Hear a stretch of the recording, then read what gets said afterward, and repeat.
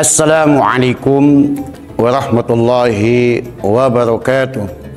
Innal hamdalillah nahmaduhu wa nasta'inuhu wa nastaghfiruh wa na'udzu billahi min shururi anfusina wa min sayyiati a'malina. May yahdihillahu fala mudilla lahu wa may yudlil fala hadiya lahu. Asyhadu an la ilaha illallah wahdahu la syarika lahu wa asyhadu anna Muhammadan abdu rasuluh alladzi la nabiyya ba'd. Allahumma shalli ala Muhammad. Sahabat dakwah Muhammadiyah yang dirahmati Allah di mana saja Anda berada. Kita telah memasuki Ramadan yang ke-10. Maka sudah sebaiknya lah sepatutnya kita terus meningkatkan amal soleh kita di bulan Ramadan ini. Kita sudah memasuki sepertiga dari waktu bulan Ramadan. Yang kita tahu pada tahun ini Ramadan ada sebanyak 30 hari. Artinya sudah sepertiga. Dalam pertandingan sepak bola ini sudah sepertiga, sudah semifinal. Biasanya di masjid-masjid mulailah menyusut. Di awal banyak, dia pertengahan kurang, dan akhirnya sepi. Itu mestinya ya, atau yang sudah lazim di Indonesia, juga di kota Medan. Sahabat dakwah Muhammadiyah yang dirahmati Allah di mana saja Anda berada. Oleh karenanya mari kita tingkatkan pada hari ini atau Ramadan ini mestinya lebih baik dari Ramadan yang lalu. Bahkan Ramadan ke depan tentu lebih baik lagi. Nah, satu peristiwa yang penting di dalam Ramadan adalah peristiwa Lailatul Qadar. Lailah artinya malam, Qadar artinya ketetapan. Di dalam Quran, di dalam surat Al-Qadar, ya surat yang ke-97 ayat 1 sampai dengan 5 itu mengungkapkan bagaimana Lailatul Qadar. Allah berfirman, Inna anzalnahu fi lailatul qadr wa ma adraka ma lailatul qadr. Lailatul qadr khairum min alfi syahr tanazzalul malaikatu waruhu fiha bi'izni rabbihim min kulli amr. Salamun hiya hatta matla'il fajr. Ini terdapat dalam surat yang ke-97 surat Al-Qadar ayat 1 sampai 5. Allah telah menyatakan dengan tegas bahwa ya Allah menurunkan Al-Quran pada malam Qadar. Nah, malam Qadar itu apa? Malam Qadar itu malam kemuliaan yang lebih baik dari 1000 bulan. Nah, ini yang banyak dikejar oleh ya kaum muslimin dan muslimat di dunia. Lalu pertanyaannya, bagaimana kita yang mengetahui Lailatul Qadar? Kita tidak akan bisa mengetahui Lailatul Qadar kecuali petunjuk Allah dan Rasulnya. Sebab apapun hal-hal yang gaib kita harus pahami. Apa saja yang gaib itu hanya yang tahu yang maha gaib. Dukun, paranormal, kalau bahasa di Indonesia ada gondoruo, kuntilanak, mak lampir, nipelet, tuyul, tidak akan tahu kecuali Allah dan Rasulnya. Jadi kalau hal-hal yang gaib jangan tanya kepada paranormal. Hal-hal yang gaib tanya kepada Allah, yakni di dalam Quran, yakni di dalam sunnah ya, yang menjelaskan Al-Quran.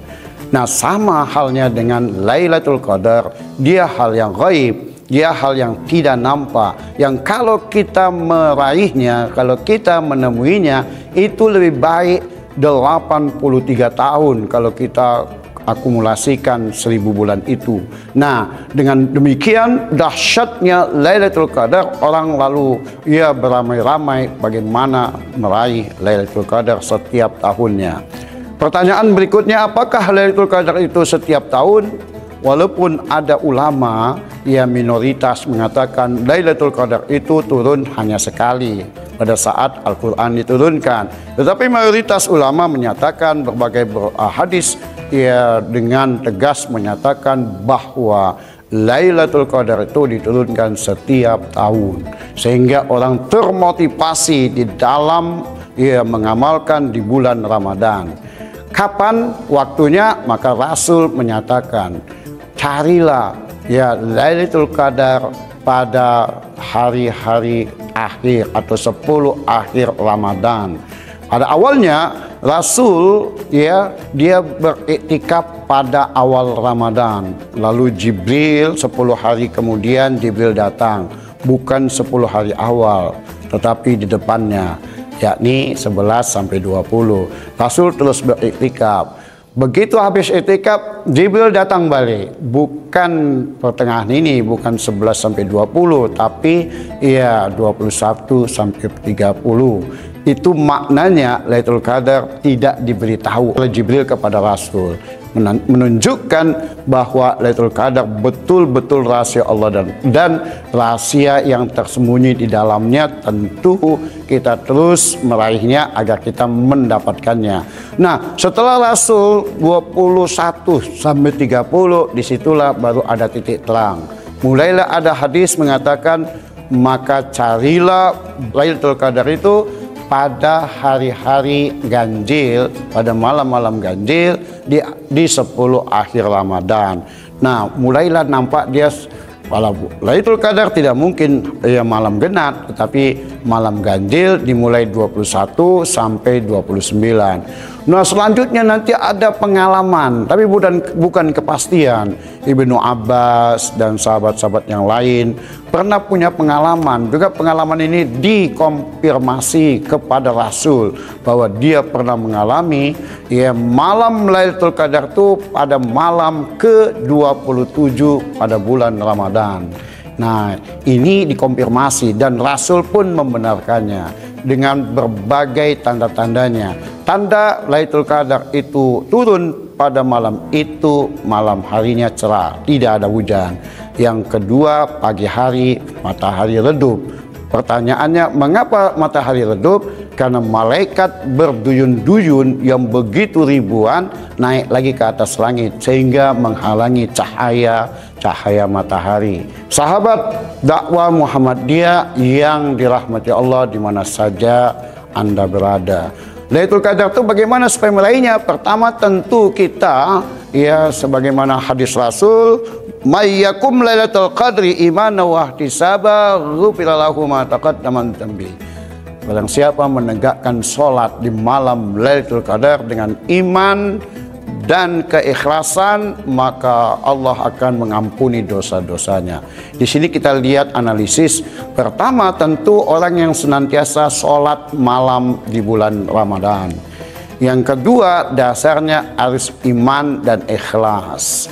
Ya, itu tidak bisa ditawar-tawar lagi. Nah, kalau sudah dilakukan itu, yang ketiga kriterianya orang itu diampuninya. Artinya kalau dengan iman dan ikhlas tentu Allah akan memberikan apresiasinya. Apresiasinya apa? Mengampuninya.